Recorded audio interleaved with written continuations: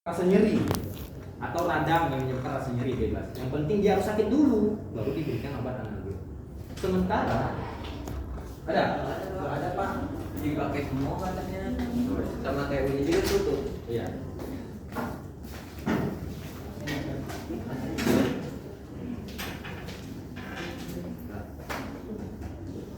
Nanti saya kasih slide-nya ya, ini dengerin aja dulu. Nah, apa tadi sampai mana? Rasa nyeri. Rasa nyeri ya. Jadi kalau yang gimana?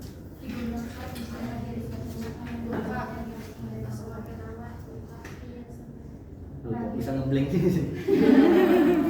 Ini manusia ini namanya. Kok ngeblank ya? Kalian tahu nggak ini keadaan di mana seseorang nggak bisa ngomong apa-apa ini?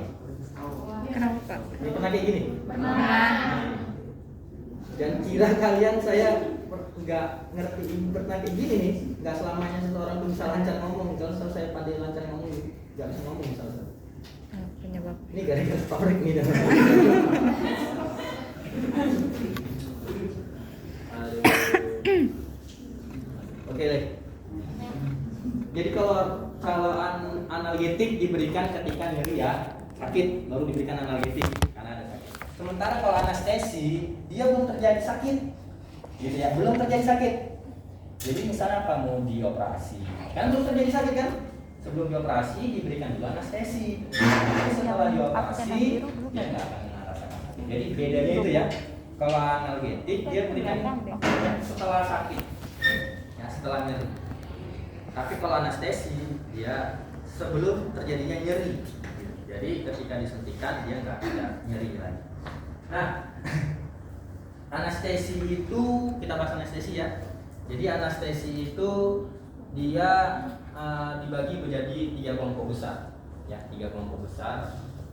Yang pertama anestesi umum, anestesi regional, dan anestesi lokal.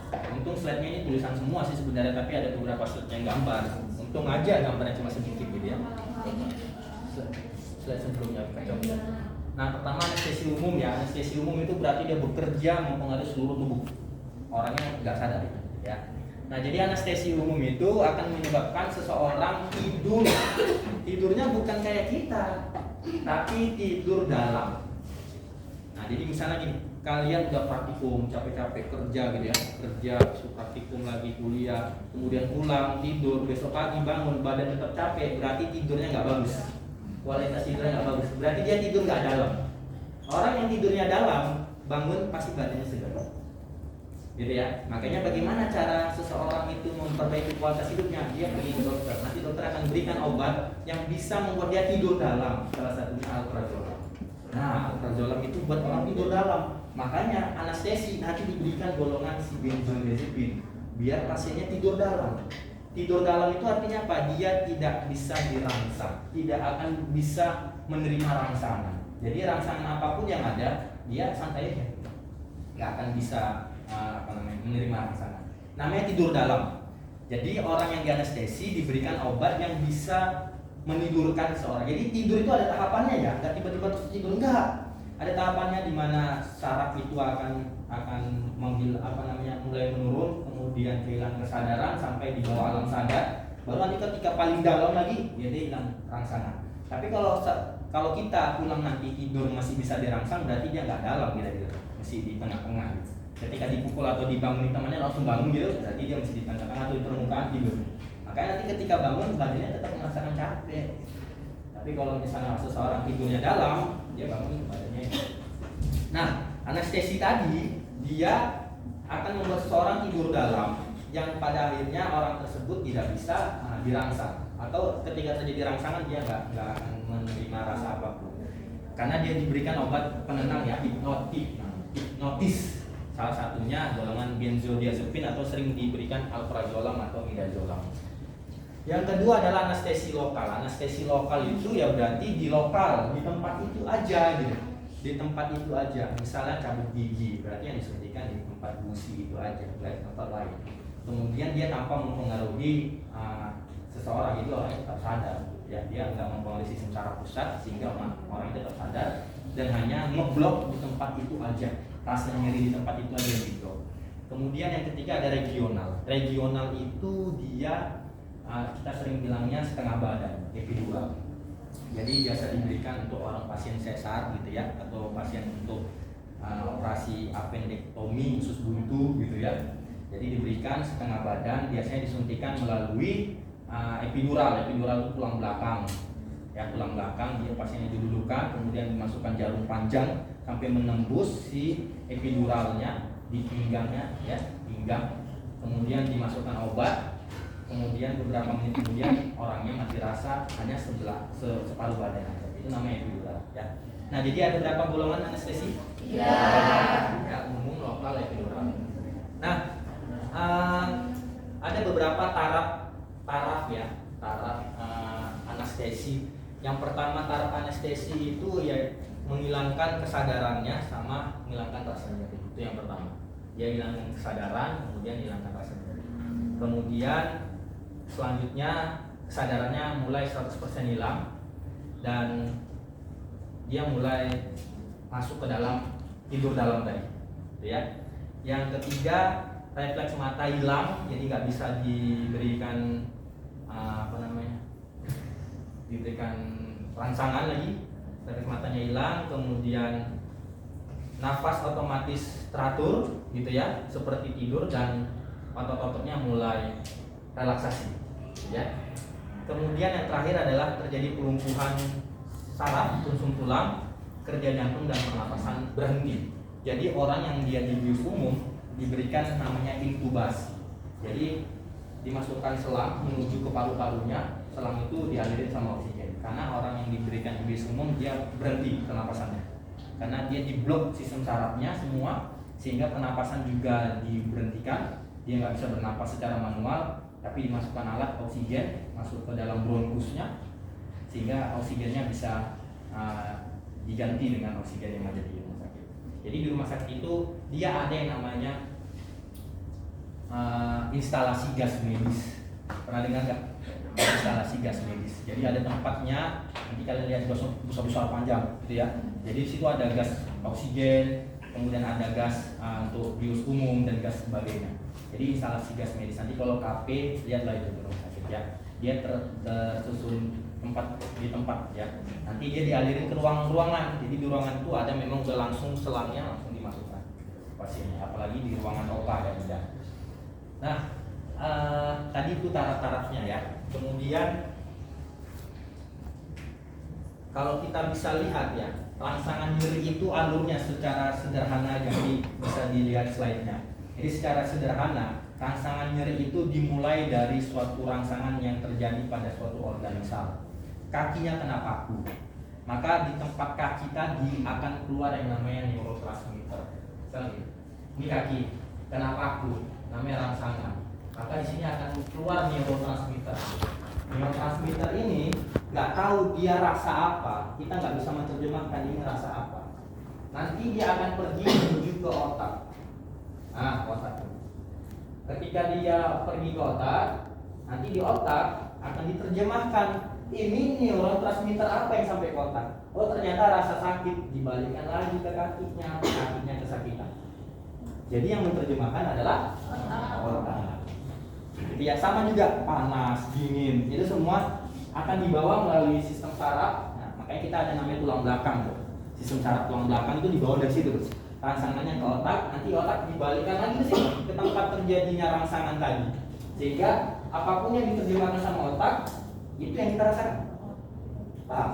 Ya, jadi melalui sistem saraf. Nah, itulah kerja reaksi rasa nyeri. Ya, dia bekerjanya di reseptor namanya ion gate channel. Pernah saya jelasin ya. Reseptor ion gate channel. Jadi tempat di mana si neurotransmitter itu dia berpindah tempat antara satu neuron dengan neuron yang lain. Jadi namanya celah sinap. Kalau kalian belajar tentang anatomi sistem saraf pasti kenal itu celah sinap. Hubungan antara neuron dengan neuron. Jadi dia misalnya ini neuron pertama, ini neuron kedua. Dia keluar dari sini, lepas menuju ke sini. Nah, di sini itu ada reseptornya. Jadi pintunya terbuka, dia masuk ke dalam menuju ke otak. Gitu ya. Nanti sampai otak diterjemahkan ini rasa apa, baru dia dibalik. Sama juga kayak rasa mual, muntah. Jadi ketika orang terjadi mual muntah itu ada respon di lambung yang membuat sinyal tadi, neurotransmitter tadi sampai ke otak. Nanti di otak akan diterjemahkan, ini rasa mual. Maka siapkan gerakan reflux ke atas. Dia balikkan lagi ke lambung. Ini dari esofagus sampai ke atas, ini reflux ke atas nih semua. Jadi makanan yang ada di lambung keluar semua. Begitu. Nah, obat-obat anti muntah, contohnya ondansetron, metoclopramid, dia menghambat si reseptor tadi biar rangsangan itu nggak sampai ke otak, orangnya nggak jadi muntah. Tahu ondansetron ya? Metoclopramid gitu ya. Nah, itu bekerja dengan cara menghambat reseptor muntah sehingga rangsangan mau muntah tadi nggak sampai ke otak. Otomatis otak nggak akan nyuruh nih, nggak nyuruh ngapa-ngapain. Jadi dia nggak jadi mual muntah. Paham ya? Begitu juga dengan obat anestesi. Contohnya apa anestesi yang paling sederhana adalah anestesi lokal. Contohnya lidocain. Ya, tahu lidocain ya? Pernah lihat ya? Lidocain itu bekerja dengan cara ngeblok ini, namanya blok. Jadi dia ngeblok si sistem saraf tadi supaya pintunya tertutup. Nah, kalau dia tutup pintu saraf antara kelas simnak tadi, neurotransmitternya nggak bisa ke sini. Ada nggak nyeri kira-kira? Enggak. Katanya nol nyerinya. Otak nggak bisa menerjemahkan apapun, santai aja, nggak ada apapun yang sampai ke otak gitu. Nyerinya yang sampai di sini. Dia berkumpul di sini nyerinya, gitu ya. Misalnya mau cabut gigi, gitu. Di sini terjadi rangsangan cabut gigi, kemudian rasa sakit sampai di sini aja numpuk dia. Karena diblok sama lidocain. Jadi otak santai aja, rasa nyerinya nol. Nanti ketika si lidocainnya sudah mau habis, misalnya 5 jam kemudian, pelan-pelan ini kan terbuka, rasa sakit itu sampai ke otak, nyeri lagi. Tapi nggak boleh pakai anestesi, diberikan analgetik, menurunkan reda nyeri. Ya, jadi anestesi ya sebelum terjadinya penyakit tadi. Paham? Ada pertanyaan? Jelas ya? Itu yang untuk anestesi lokal sama regional, dia ngeblok di sini, ngeblok ya. Tapi kalau anestesi umum bukan di sistem saraf tulang belakangnya atau saraf tepinya, tapi di otak langsung. Jadi otak ini yang diblok sama si obat, misalnya obat untuk anestesi umum itu contoh obatnya isoflura gas, propofol, dia warna putih bening, warna putih kayak susu. Propofol itu kerjanya menghambat si otak ini supaya dia mati dulu. Otomatis rasa nyeri yang masuk ke otak yang nggak bisa dia terjemahkan. Paham? Sehingga kalau otak ini dibuat mati dulu, orangnya tidurnya tidur yang dalam. Nanti disetel itu sama si dokter anestesi, kapan ini orang dibangunkan. Jadi pelan-pelan dokter anestesi itu mengurangi dosis obat anestesinya sehingga pasien tadi otaknya tadinya dimatikan, pulih lagi sampai dia sadar. Dan biasanya orang yang sadar dari anestesi umum ada banyak mengalami sesuatu kejadian. Pertama, dia lupa atau dia linglung atau kayak orang mabuk gitu. Kenapa? Otaknya sadar dari kematian. Ya. Kalian pernah nggak mimpi tidur jatuh dari ketinggian? Pernah. Berarti otakmu menyelamatkanmu. Berterima kasih sama aku. Karena ketika kalian bermimpi jatuh dari ketinggian, itu pembuluh darah kalian lagi menyempit. Bahaya kalau dia lagi menyempit, kalian nggak sadar pecah mati waktu tidur. Tapi otak membuat suatu reaksi di mana di alam bawah sadar kalian jatuh dari ketinggian, kemudian kalian sadar, itu terbuka lagi pembuluh darah. Berterima kasih sama otak. Ya. Begitulah mekanisme seorang dibuat canggih gitu. Ya, terima kasih sama otak yang menyelamatkan kalian. Ya. Nah, begitu juga kalau orang yang tadinya dibuat mati otaknya karena obat anestesi, itu dokter anestesinya, dokter biusnya itu pelan-pelan menurunkan dosisnya. Yang tadinya dia diblok mati, pelan-pelan hidup lagi. Tapi untuk recovery-nya, pemulihannya, seseorang banyak gejalanya. Ada yang menggigil kedinginan, ada yang kayak orang mabuk, ngomongin sembarangan atas semua, ngomongnya suka-suka hati dia aja, gitu ya. Halu gitu. Kemudian ada yang demam tinggi segala macam. Nah, makanya orang yang habis dioperasi nggak boleh masuk ruangan, dia masuk ke ruangan intensive care unit ICU. Ya, biar apa? Dipantau terus sama dokter anestesinya. Jika terjadi halu atau dia mabuk segala macam ngomongnya, maka bisa diberikan obat untuk menenangkan dia saat itu, gitu ya. Nah, paham ya? Jadi kalau anestesi umum itu mematikan si otaknya, dimatikan untuk sementara, bukan dimatikan seluruhnya ya, dimatikan sementara. Biar dia tidur dalam dan rasa sakit itu nggak bisa diterjemahkan. Ada pertanyaan? Jelas? Paham nggak? Paham ya? Jadi anestesi umum sama lokal atau regional bedanya adalah di tempat dia ngeblok aja sih sebenarnya. Ya. Kalau dia anestesi umum itu dia contohnya isofluran, ya, dia gas isofluran, kemudian propofol, gitu ya, dia suntikan intravenous. Oke. Pertama saya akan bahas tentang anestesi umum dulu ya, secara general anestesi umum. Jadi anestesi umum tadi dia digunakan untuk operasi yang membutuhkan waktu lama, kemudian lapangan operasinya luas, maksudnya lapangan operasi itu yang luas gitu ya, besar. Jadi harus pakai operasi umum. Misalnya cabut gigi, geraham bungsu yang bukan satu tapi 4 sekaligus, nggak bisa anestesi lokal, harus anestesi umum, gitu ya. Padahal cuma cabut gigi loh, tapi geraham bungsu. Nah, jadi nggak bisa dia diberikan anestesi lokal, ya. Kemudian misalnya dia operasi usus buntu. Nah, usus buntu sekarang kan dia pakai metode laparoskopi, ya. Satu sayatan masukkan alat ke dalam, nggak perlu anestesi umum, anestesi regional, jadi setengah badan aja, ya, dan sebagainya. Kemudian syarat untuk anestesi umum itu karena dia diberikannya gas, pakai maskernya masker oksigen ya, beda ya, kita masker ini masker oksigen, digantikan oksigen dengan masker ini. Dia harus berbau enak dan tidak merangsang selaput lendir, kan? Nggak mungkin orang pakai itu kemudian ingusan, ya kan? Kalau kita ingusan itu selaput lendir kita terangsang gitu, makanya obat yang dimasukkan itu melalui inhalasi nggak boleh merangsang selaput lendir, gitu ya. Kemudian mulai kerjanya cepat dan efek sampingnya ringan, gitu ya. Sadar kembali tanpa kejang. Nah, ini yang menyebabkan seorang itu sering kejang di ICU. Makanya pasien itu nggak boleh langsung ke ruangan. Ada efek samping obat anestesi yang bisa menyebabkan dia kejang. Kemudian bisa berkhasiat sebagai analgetik, gitu. Jadi sebagai anestesi bisa, analgetik juga bisa, peredam nyeri.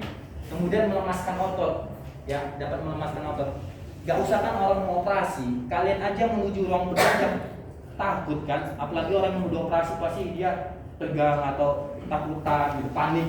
Makanya orang yang udah operasi itu diberikan obat untuk melemaskan otot-ototnya sehingga dia rileks. Nah, obatnya itu tadi salah satunya midazolam. Midazolam ya, golongan benzodiazepin, kakaknya si alprazolam. Kemudian tidak menambah perdarahan kapiler setelah ketika perdarahan. Nah, ada yang unik nih. Kan tadi obat anestesi, misalnya kita contoh anestesi lokal, obat anestesinya lidocain kan, pernah lihat lidocain kan? Tapi sekarang lidocain itu dicombine dengan epinephrine. Ada yang tahu kenapa? Jadi di vialnya itu lidocain plus epinephrine atau plus ephedrine. Ada yang tahu untuk apa itu? Ada yang tahu? Tidak. Hah? Ada yang tahu untuk apa? Ada yang tahu nggak? Nggak tahu. Epinephrine itu golongan adrenergik ya. Fungsinya berikatan dengan reseptor beta, nanti dia akan menyebabkan pembuluh darah. Nah, itu sering dikombin dengan obat lidocain. Untuk apa? Misalnya sunatan, kemudian cabut gigi. Fungsinya untuk apa? Lidocain kan sebagai anestesi, ngeblok sehingga orang nggak merasakan sakit. Sementara si ephedrine atau epinephrine menyempitkan pembuluh darah biar tidak banyak darah yang keluar. Gitu. Jadi kalau ditanya, nanti kalian lihat harganya beda, yang lidocain sendiri sama lidocain plus epinephrine. Harga obatnya beda gitu. Kayaknya untuk menghindari perdarahan, dokter itu sering mengcombine dengan si epinephrine biar pembuluh darahnya menyempit, darah nggak banyak keluar. Paham ya? Ada pertanyaan? Jelas ya? Nah, pemberian si anestesi ini dia menggunakan jalur parenteral. Parenteral itu suntikan intravena, gitu ya. Kenapa intravena? Ada yang tahu? Ya cepat. Iya, ya cepat tahu juga saya. Kenapa intravena? Karena menuju. Jantung. Nah itulah, ingat kalau intraarteri menuju seluruh tubuh, kita harus menuju jantung biar dia didistribusikan gitu ya. Kemudian perektal jadi melalui anus, kemudian inhalasi dihirup. Pertanyaannya, ada nggak obat anestesi yang diminum orang? Mau sirup ataupun tablet? Ada nggak? Ada nggak? Kenapa nggak ada? Kenapa ya sih? Hah? Tapi kalau reaksi lama, tapi kalau dia ada reaksi, kira-kira bisa? Kenapa nggak bisa? Nah, bisa aja kan? Yang penting kan ada reaksinya. Iya. Mau sedikit atau banyak kita tambahkan dosisnya. Mau lama atau sebentar ya kita tunggu. Nah, kenapa nggak ada obat anestesi oral? Ayolah pikirlah, kenapa? Udah belajar farmakokinetik nggak? Farmakokinetik udah? Udah? Udah ya? Farmakokinetik ya? Farmakokinetik itu keunggulan kita dari dokter. Kalau kalian bicara farmakologi atau farmakoterapi sama dokter, kalian kalah. Pasti kalah. Mereka lebih tahu obat-obatan. Mereka tahu tentang sakitnya, terus mereka tahu cara ngobatin obat-obatan. Kalah. Tapi mereka lemah di farmakokinetik. Kalian tahu rek obat nggak? Rek obat yang nawarkan obat itu bukan orang farmasi, itu orang biologi, kimia, matematika, geografi. Tapi dia tes jadi rek obat lulus. Dia belajarnya farmakokinetik. Dia meyakinkan dokter kalau obat itu bagus. Misalnya dia rep dari Kalbe, dok ini obat Kalbe dan misalnya obat A dari Kalbe ini bagus dok. Tahu dari mana anda? Dia jelaskan dari absorpsi, distribusi, metabolisme, ekskresi. Bayangin bukan anak farmasi loh. Rep obat itu gajinya lebih tinggi daripada kita. Kenapa? Mereka udah diajarkan farmakokinetik. Jangan sampai orang farmasi nggak ngerti farmakokinetik. Itulah keunggulan kita dari dokter segala macam. Kalau farmakologi ya pasti kalah kita, gitu ya. Nah, udah belajar farmakokinetik kan? Dah. Sekarang saya tanya, di farmakokinetik itu jalurnya apa ya? Sosi? Atme kan? Atme ya? Atme. Atme ini kan jalur ini ya? Jalur normalnya kan? Untuk obat apa atme? Oral kan? Kenapa? Karena ada absorpsinya kan? Pertanyaan gini, apa masalah dari jalur ini kira-kira yang dibahas sama dosen? Dari jalur ini ada yang di jalur yang bikin masalah, yang sering banyak masalah di jalur ini. Apa masalah? Distribusi. Kalau distribusi yang paling banyak permasalahannya adalah dia terlalu banyak yang namanya protein plasma albumin atau beta globulin. Itu bisa kita hindari atau kita kurangi atau kita naikkan. Itu nggak terjadi masalah terlalu besar. Apa kira-kira masalah yang paling besar di situ? Kenapa metabolisme? Kenapa? Jawablah, kenapa? Kenapa metabolisme sebagai yang harus kita highlight, kita harus pandang betul-betul di metabolisme? Iya, proses negatif, betul. Kenapa metabolisme yang sering banyak permasalahan obat? Itulah yang berkaitan dengan obat anestesi. Kenapa dia nggak bisa diberikan dalam bentuk oral? Walaupun ada yang bisa buat anestesi dalam tablet, tapi dia nggak bisa diberikan ke orang, nggak bisa diberikan ke pasien. Kenapa? Nggak guna obatnya. Karena masalahnya di metabolisme. Kenapa masalah di metabolisme? Karena udah diajarin tentang first effect metabolism. Udah, apa ya? Efek? Apa maksudnya efek ini?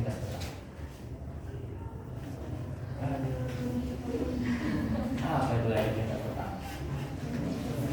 First effect metabolism. Obat di mana dia nggak mengikuti kaidah ATME. Dia ketika diabsorpsi langsung menuju metabolisme. Akibatnya apa? Ketika dia menuju metabolisme, dia ada akan di metabolisme di hati sama enzim CYP atau sinonimnya sitokrom P450. Ini enzim yang ada di hati 450. Dia akan di metabolisme sehingga apa? Misal paracetamol diberikan 500 misal ya, misal dengan paracetamol obatnya bisa 500. Oh, jangan langsung paracetamol. Lidocain lah misalnya. Lidocain kita buat dia dosisnya tablet, misalnya kalian ingin buat lidocain oral anestesi. Lidocain 50 mg tablet. Ketika diberikan oral, dia langsung masuk ke metabolisme. Efek dari metabolismelitas pertama ini apa? Lidocain tadi 50 mg, dia akan berubah menjadi 0,5 mg. Dosisnya turun jauh, terjun bebas. Setelah metabolisme dia baru masuk distribusi, ketemu reseptornya. Ada gunanya lagi nggak obatnya? Makanya nggak semua obat bisa diberikan oral. Jadi jangan ada yang ngeluh, aduh dok ada nggak yang tablet? Nggak ada, injeksi semua ini pak gitu. Karena nanti kalau jadi buat kerja gitu kan ada pasien, aduh neng teh, ada nggak obat yang tablet? Saya nggak mau lah yang disuntik sakit. Nggak ada. Jangan kalian jelaskan pas efek, nggak ngerti dia. Nanti obatnya nggak bisa bekerja bu, kalau nggak diberikan injeksi atau supos gitu ya. Nah, jadi nggak semua obat bisa diberikan dalam bentuk oral. Jadi caranya bagaimana untuk menghindari first pass effect metabolism? Jangan diberikan dia dalam bentuk oral. Intinya apa? Jangan sampai dia jumpa lambung. Kalau dia jumpa lambung, dia nggak akan masuk ke pembuluh darah, tapi masuknya ke vena portal. Vena portal menuju ke hati. Jadi jalurnya beda dia pun. Jadi obat itu turun ke lambung, bukan diserap, tapi menuju ke vena portal. Kalau udah sampai vena portal, ketemu hati, ya ketemu sama mereka ini. Langsung jadi metabolisme, drop langsung konsentrasinya. Kalau sudah ngedrop konsentrasinya, baru dia masuk ke pembuluh darah. Ya obatnya nggak ada guna lagi. Ngerti? Nah itu, dia diajarin kan kayak gitu kan? Diajarin dosennya kan? Enggak. Gitu kali enggak? Atau kalian nggak dengerin? Gitu bapaknya. Dosen yang ngajarin enggak? First pass effect metabolism itu efek lintas pertama, makanya dibilang lintas pertama. Lintas pertama apa? Dia melintasi si vena portal tadi yang pertama kali, sehingga dia menghiraukan atau menyediakan jalur arteri. Jadi jalurnya AMDE, gitu. Sehingga obatnya nggak bisa bekerja karena metabolisme yang membuat konsentrasi atau dosisnya turun drastis. Kalau konsentrasi turun drastis, bisa menghilangkan rasa nyeri nggak? Enggak. Jadi itu apa? Kalau ditanya orang, jadi bagaimana cara ngatasinya? Jangan diberikan. Jangan sampai dia ketemu lambung ya. Jangan sampai dia ketemu lambung. Makanya obat anestesi itu banyak. Bisa disuntik parenteral, bisa supos melalui anus, bisa gel dioleskan, bisa spray, disemprot. Makanya ini yang ketiga dispray, yang keempat dispray. Ini saya dulu sering waktu sebelum kuliah ya, waktu SMA itu nonton bola. Ini kok orang habis di musuhnya satu kaki, aduh kita datang tuh medis aku, kemudian semprot, habis itu bisa lari lagi nipu ini, biar nggak kena kartu kuning atau kartu merah. Ternyata setelah saya kuliah, oh ada rupanya anestesi lidokain, dia semprot, sehingga ketika diberikan semprot lidokain, rasa sakitnya hilang. Sesaat itu juga, ya dia bisa lari lagi. Itu dia, paham? Ada dia semprot, ada dijual tuh ada. Silahkan dibeli semprot, tapi saya nggak tahu ya bisa pakai resep atau enggak ya. Silahkan cari semprot lidokain. Dia merek dagangnya saya nggak tahu ya, isinya lidokain. Merek dagangnya kan banyak ya, silokain atau segala macam merek dagangnya. Nah kemudian apa lagi? Ada yang dia tetes. Nah ini tetes ini saya pernah pakai nih. Waktu mau cabut gigi geram bungsu, saya bilang dok, kalau langsung disuntik sakit nggak dok? Ya sakit lah pak. Jadi gimana supaya nggak disuntik itu sakit dok? Kita tetesin dulu kayaknya pak. Gimana cara? Bapak ditetesinnya, kemudian saya kumur-kumur. Berapa menit kemudian ini mati rasa mulut semua ini. Setelah mati rasa, baru disuntiknya nggak sakit. Nah itulah yang dilakukan sekarang sama metode sunat modern. Anak itu dia memberontak, sakitnya waktu disuntik, bukan waktu sunat, ya kan?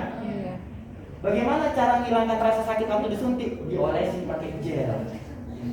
Nah, ketika diolesin sama menterinya atau dokter pakai gel, waktu disuntik ya santai aja dia. Ya kan? Nah, gel itulah sebenarnya. Paham? Ya.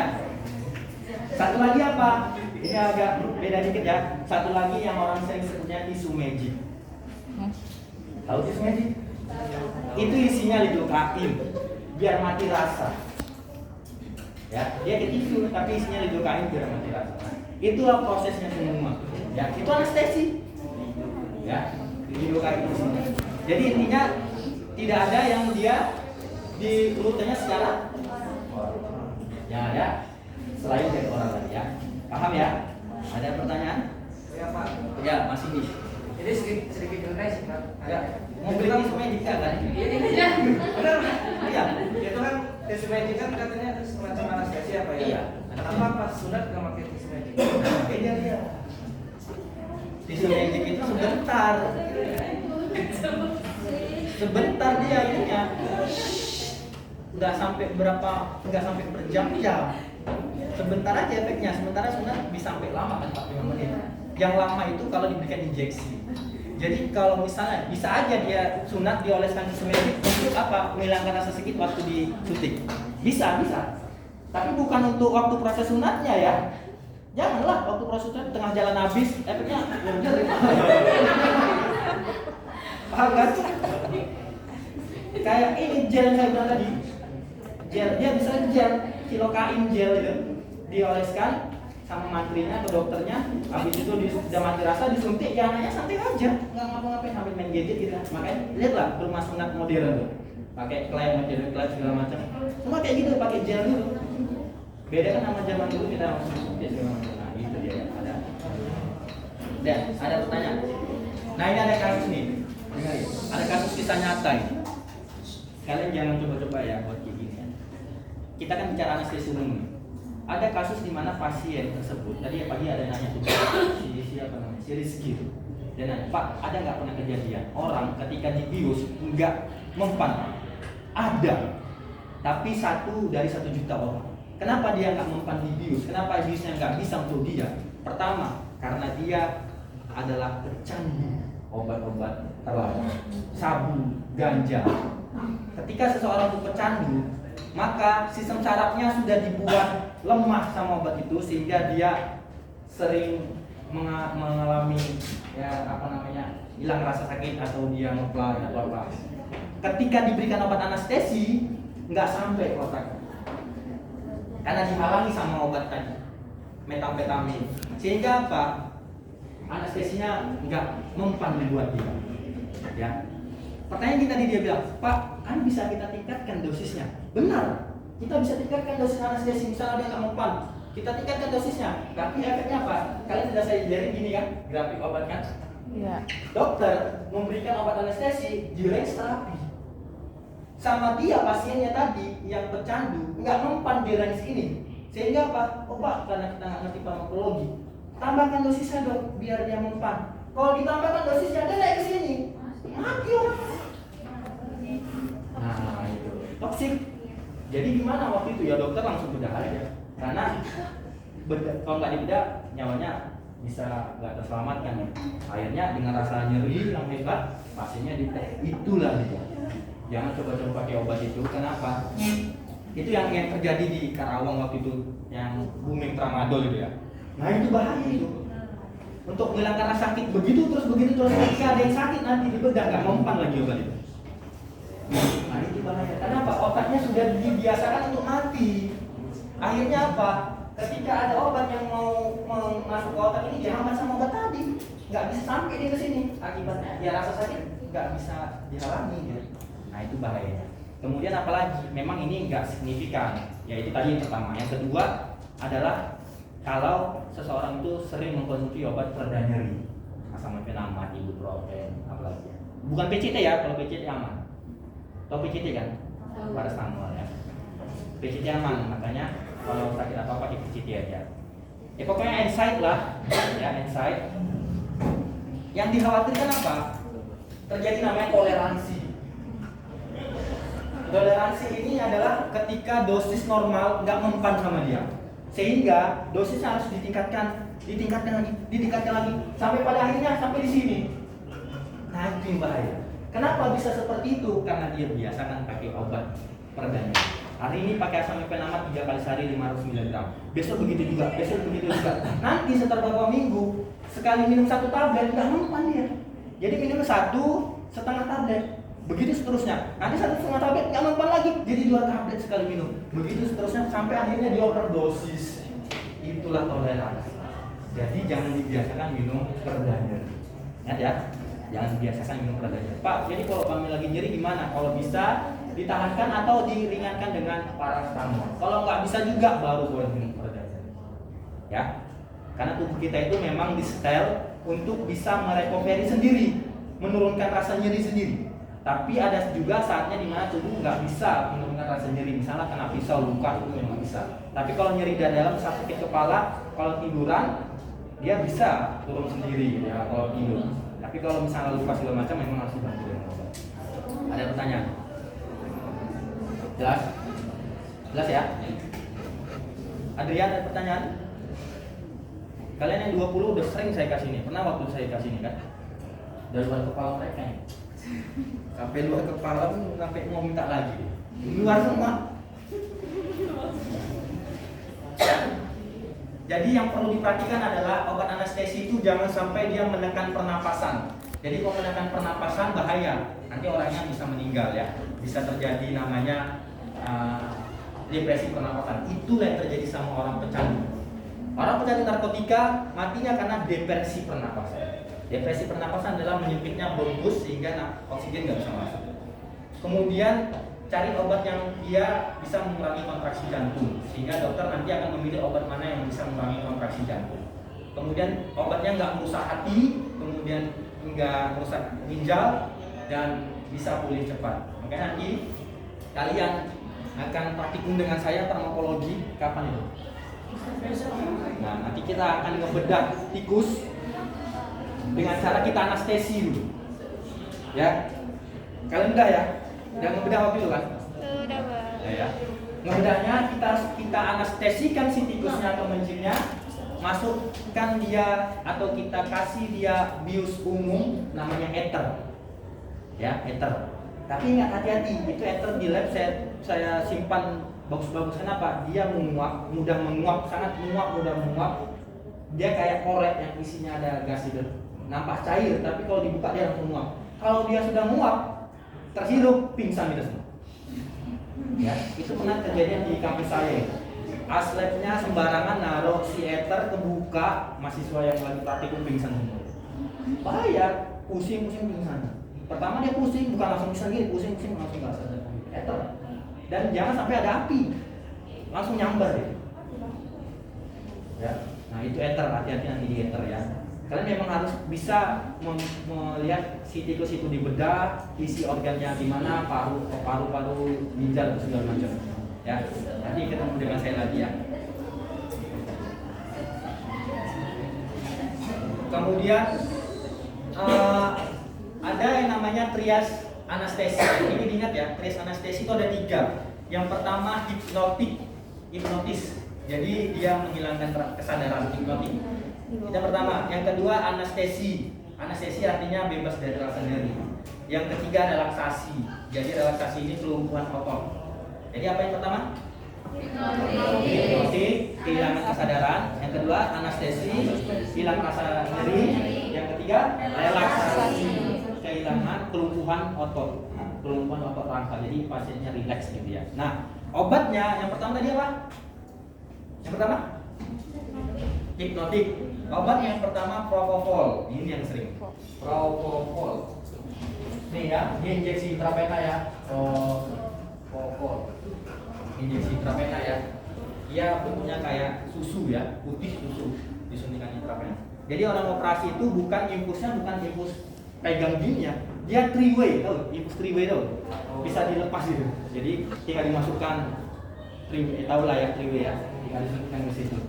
Nah, itu yang pertama propofol ya. Ingat itu yang saya ngasih tahu obatnya yang ada dijual aja di rumah sakit atau di pasaran. Propofol. Kemudian yang kedua apa tadi? Anestesi. Anestesi kan meredakan menghilangkan rasa nyeri. Ketamin. Ketamin. Ini ada nih di rumah ini. Ketamin. ACL. Ya. Ketamin. Kalau nggak ada ketamin bisa pentanil, ada. Pentanil. Nah, itu. Pentanil, kemudian petidin ada. Petidin ada. Kemudian bebas nyeri itu kan. Kemudian tadi kehilangan kesadaran juga dikombin dengan untuk tidur dalam. Contoh obatnya midazolam. Midazolam.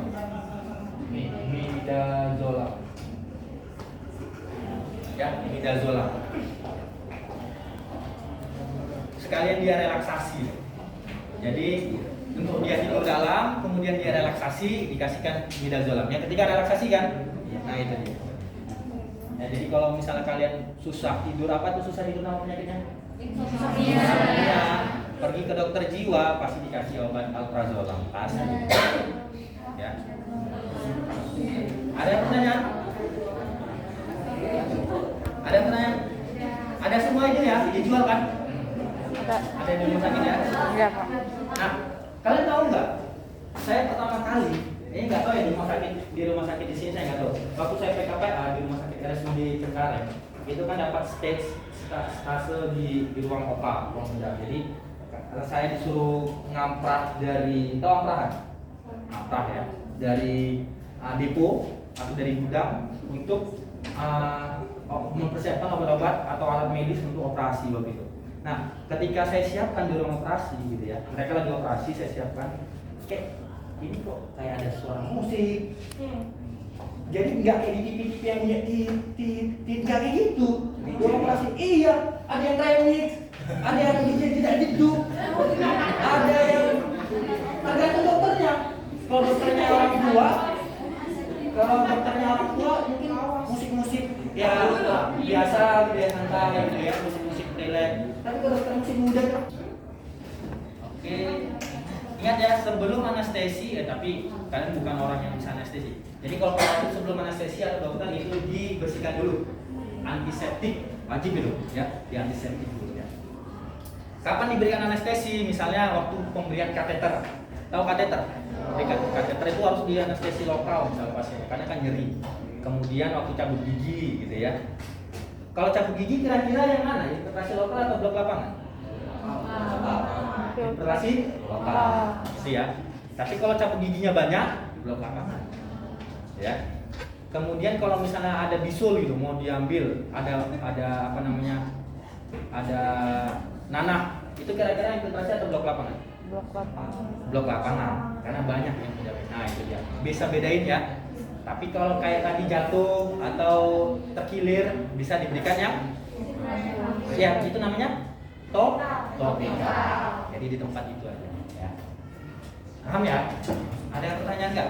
Ini terakhir materinya, jangan bingung. Jelas? Ya. Jadi misalnya ada pasien apa tadi? Osteoartritis itu kan pengampuran tulang sakit kan, bisa kita berikan spray, ya. Kalau misalnya dia nggak bisa jalan sakitan, bisa diberikan spray itu. Tapi hanya sementara ya, hanya sementara. Oke. Ketiga adalah regional terakhir. Regional adalah anestesi yang dilakukan dengan memberikan obat anestesi pada serat saraf. Jadi ada seratnya di situ. Serat saraf yang menginervasi regional tertentu. Jadi secara garis besarnya anestesi regional itu dimasukkan obat anestesi lokal sebenarnya, lidocaine bisa, tapi kebanyakan nama obatnya bupivacaine.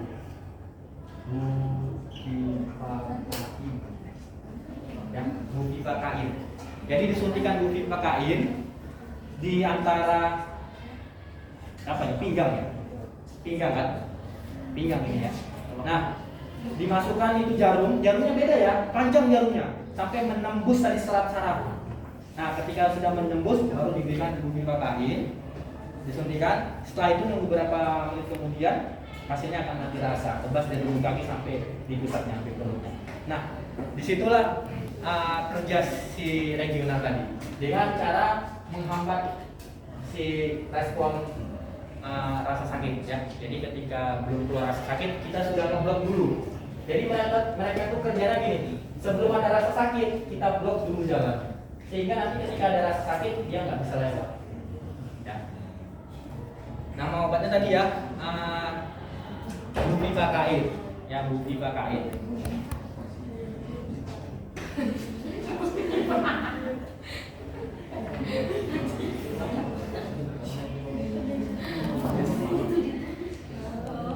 Oke, ada pertanyaan? Jelas?